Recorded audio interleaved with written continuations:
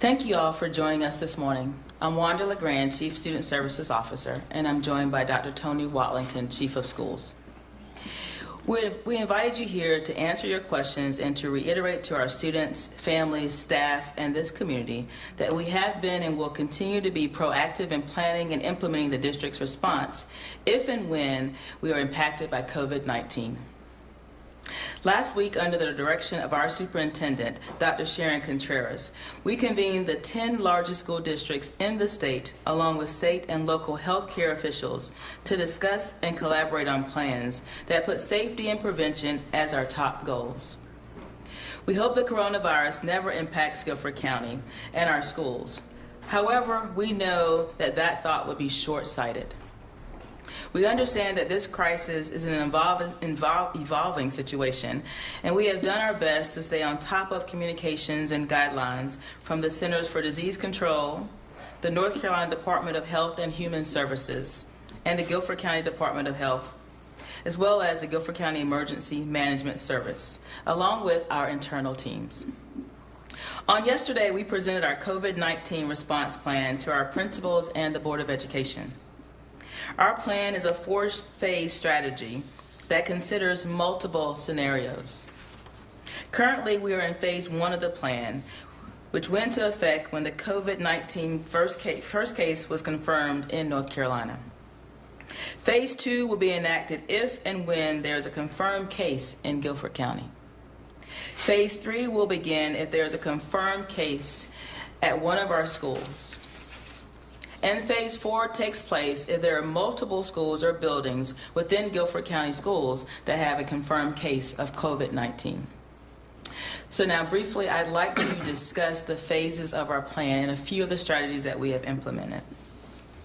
As I shared earlier, for the beginning phase, phase 2, phase 1 is because there's an occurrence that occurred in North Carolina. In phase 1, we conducted several strategies to make sure that we have prevention measures in place to address the concerns that could impact our buildings. We purchased several large quantities of hand soap, paper towels, hand sanitizers, and dispensers. We also purchased disinfectant wipes. We produced fact sheets and communicated with our families and our principals. We conducted several meetings, and those meetings were for us to create our preventive strategies. Those meetings involved the one that I mentioned earlier with the large school districts, also meetings that we've had internally. We've had principal meetings in order to prepare as a part of phase 1. The third piece about our phase 1 prevention strategies is training. So we've held training for our bus drivers, trainings for our lead custodians, as well as provide guidelines for front office staff within our buildings and our schools. If we move on, if things occur and we move on to phase 2, meaning there's a confirmed case in Guilford County, our goal with that phase is to limit community spread to our schools without disrupting learning. Within phase 2, some of the strategies that we would implement is that we would limit visitors that could attend our schools and our classes. We would also limit public meetings and implement more virtual meetings. We will adjust how our facilities are used internally as well as externally. For phase 3, if there's a confirmed case that's actually in Guilford County Schools, the goals are to limit community spread within schools and to other schools while reducing impacts to learning.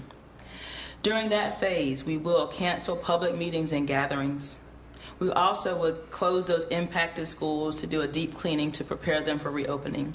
And we would launch our district-prepared home resources for learning for students in schools that were closed. The final phase, which is phase 4, that would occur if there were confirmed cases in multiple GCS schools. Our goals for that phase would be to limit community spread within schools and to other schools. We do anticipate that major disruptions to learning may be possible if it's in several schools. For that phase, we would close the impacted schools, do the cleaning that's necessary to reopen those schools, and also launch those resources for home learning. Dr. Watlington will bring us up to date with some of our other preventative measures. Good morning. I just want to echo Dr. LeGrand's comments that we do have a very good plan in place in Guilford County Schools. Last week, representative administrators from the 10 largest school districts actually came to Greensboro And under Dr. LeGrand's leadership, we had an opportunity to work together to make sure that all those districts had a comprehensive plan. Guilford County Schools, not surprisingly, really did some good work to lead that work. A couple of things I want to just highlight. First, with spring break fast approaching, we are requesting that parents or guardians inform schools by telephone if anyone in their household visits any of those areas that the Centers for Disease Control has listed as problematic areas, to include the People's Republic of China, South Korea, Italy, and Iran. We're asking those students to voluntarily stay home for 14 days before they return to school, so that we are well prepared to prevent any additional problems with COVID-19. As Dr. LeGrand said, we met with all of our principals. They are well prepared. We want our community to know that. They are holding faculty meetings yesterday and today to make sure their faculties are aware of the details of our plan. In addition to providing lots of posters to remind kids and adults to wash their hands regularly, there have been extra quantities of hand sanitizers, soap, paper towels, and other cleaning supplies that have been delivered to all 125 schools. Custodians have been participated in required training for all of those schools. So hygiene and cleanliness are a major focus in those schools. And as Dr. LeGrand referenced, should it become necessary, the district is prepared to utilize online learning if there becomes necessary in any schools that would need a closure because of the COVID-19 coronavirus. So in summary, I would just like to we'd like to remind our community that our principals and school staffs have a very good plan. They're well prepared, and that safety and the health and well-being of our students and the staff and families are a top priority in Guilford County Schools. And with that, we'll turn it back over to Dr. LeGrand. Thank you. Again, we want the community to know that we are monitoring this developing situation closely. We have daily meetings with the superintendent's cabinet as well as my team. We're staying in regular contact with our partners, and we will maintain and update our website regularly so that information is available to our students, families, employees, and the community. And our website is gcsnc.com. We want to thank our communities for their support. With our work ahead of this crisis, we hope to navigate it with confidence and that we have done all we know to ensure the safety and well-being of our students. We will now open for any questions you have for us. If you have questions, if you could raise your hand, I'll give you that. If schools do have to close, what's going to happen with school lunches and meals for students who depend on them? If school had to be closed, the district is working on contingency plans wherein students could receive those meals in alternate locations, as some school districts we've found have done that across the country. That might be local rec centers or other places, and those plans are under development, but we do have that as a focus since many kids do get their meals and other services during the school day.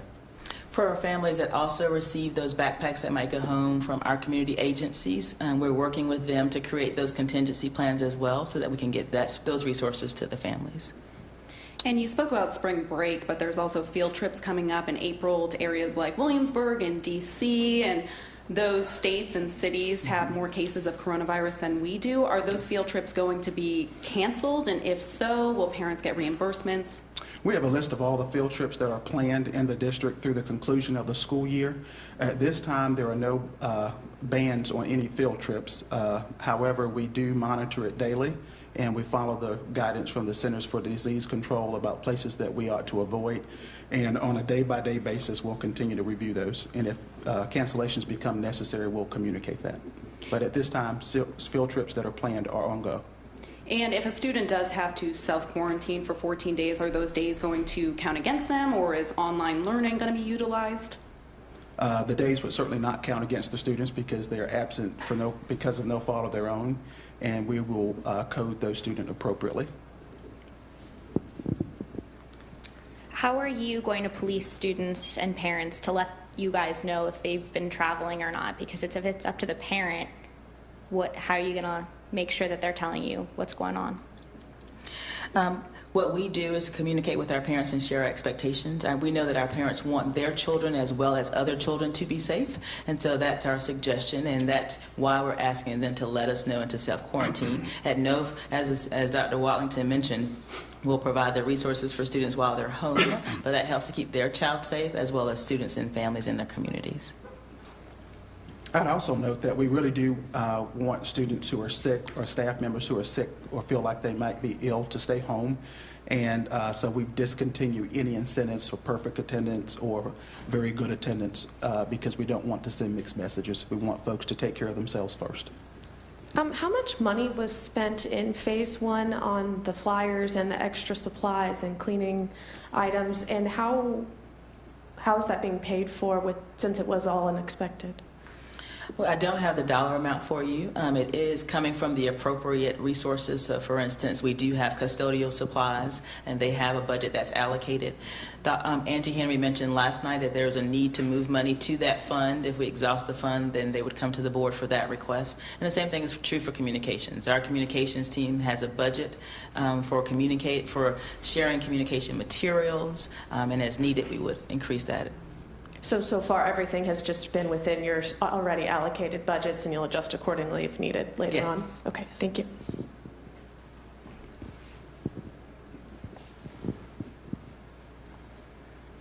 If you do have to close school, will teachers continue to get paid and bus drivers and all of the staff, or will everything remain the same, or what will happen if you do have to close schools? That's an issue that the district is discussing. There are some folks who in the school district who could actually do work from home.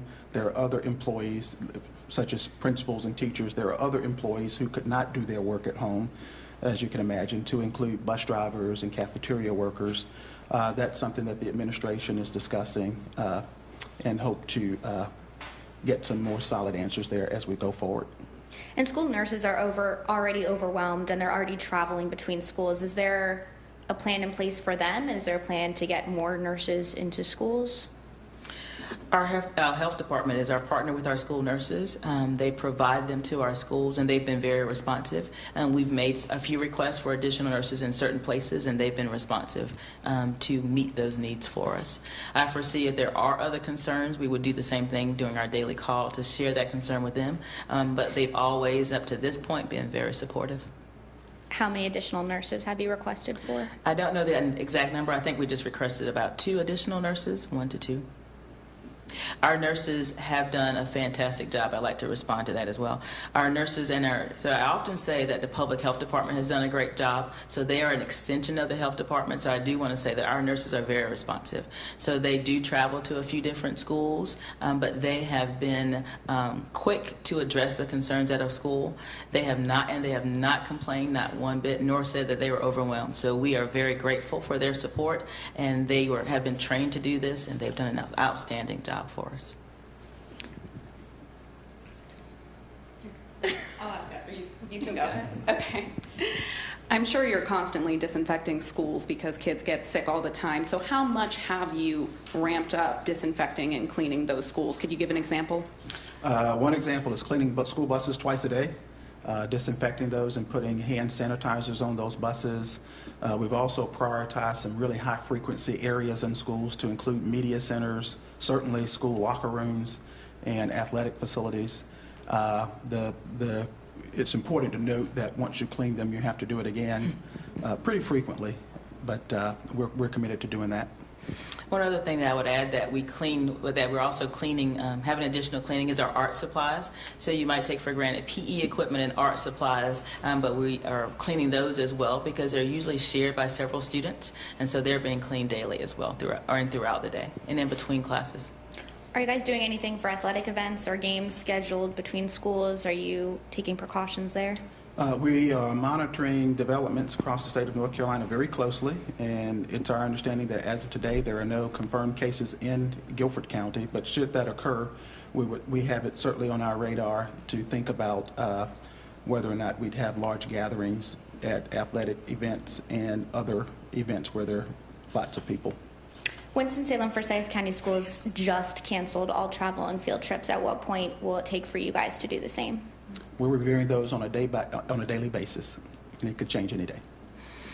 As I shared that we have daily meetings. The first meeting is a conference call that I have at 8:30 with my team to review what's going on in our nation to make sure we're all on the same page. And then we meet throughout the day with the superintendent's cabinet, and those decisions we make timely and we'll share.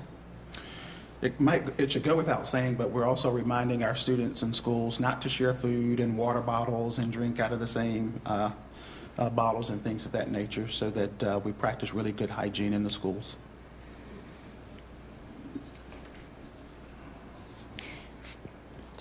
Go ahead. If parents do have to stay at home with a kid because of school closure, because of illness or something, are there plans in place for, what are you suggesting parents to do if, someone in their school is sick, but the kid is fine, they still have to stay home 14 days? Is there something you're recommending for parents to do with their kids, or to, parents don't have an option if they have to work? You mean in terms of their schoolwork and the academic work? Or? No, parents having to stay home from work. With snow days, a lot of parents are scrambling last minute. They obviously, if a kid in a class or a school. I think that's one of the reasons that we wanted to have a really good plan, and to get that plan communicated well in advance to parents so that they could make those contingency plans for their children just like they have to do on snow days. And we have one more. Time for one more, Haley. There's a lot of panic going on surrounding coronavirus. What sort of language are you using with parents and teachers and administrators to maybe subdue that panic? Because I've seen in other districts, other states, a lot of parents are picking up their kids with masks on, and I don't think it's gone to that level here, but what sort of language are you using? We're using the language of prevention. We're sharing with them clear information about the symptoms being fever, cough, and shortness of breath. We're also sharing with them strategies to make sure that they're similar to the flu strategies, because those same strategies, and Dr. Watlington and I we normally shake hands, but we only do elbow taps now. And so we've listed and we've publicized those preventative measures, and so we're suggesting those to families as well, and to be aware of what those symptoms are, and if they feel that they have those symptoms, or their children or their family members, to reach out to their healthcare professional. So we'll model that for you one more time. Okay.